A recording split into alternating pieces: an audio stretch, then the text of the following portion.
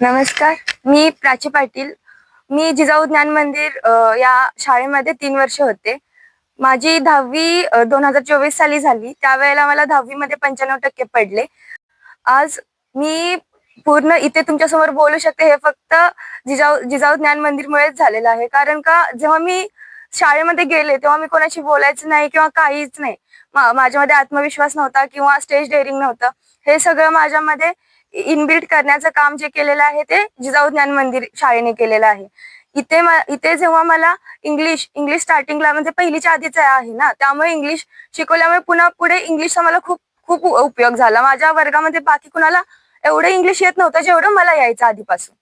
त्यामुळे तिथे एक फायदा झाला. आणि स्टेजवरती बोलताना, दुसऱ्यांशी बोलताना किंवा काही असेल तर हे सगळं आत्मविश्वास वगैरे इथून जिजाऊ ज्ञान मंदिर पासून माझ्यामध्ये वाढत गेला. मी आता 11वी-12वी पुण्यामध्ये होते 2 वर्ष.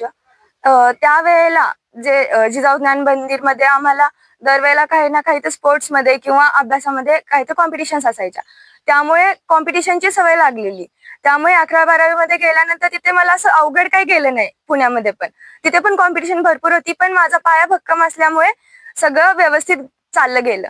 आणि जिजाऊ ज्ञान मंदिरमध्ये कसं स्पोर्ट्सना वगैरे प्राधान्य पण दिलं जायचं. त्यामुळे मी 11वी-12वी मध्ये पण स्पोर्ट्समध्ये पण तिथे खूप चांगलं यश मिळवलेलं आहे. स्पोर्ट्समध्ये मला प्राधान्यानं झालं तर क्रिकेटमध्ये.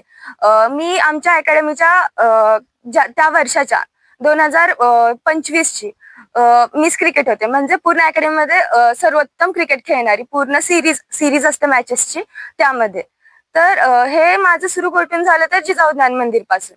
तिथून आत्मविश्वास भेटला, खेळण्याची आवड लागली, अभ्यासाची आवड लागली. त्यामुळे पुढे पुढे असं प्रगती होत गेली.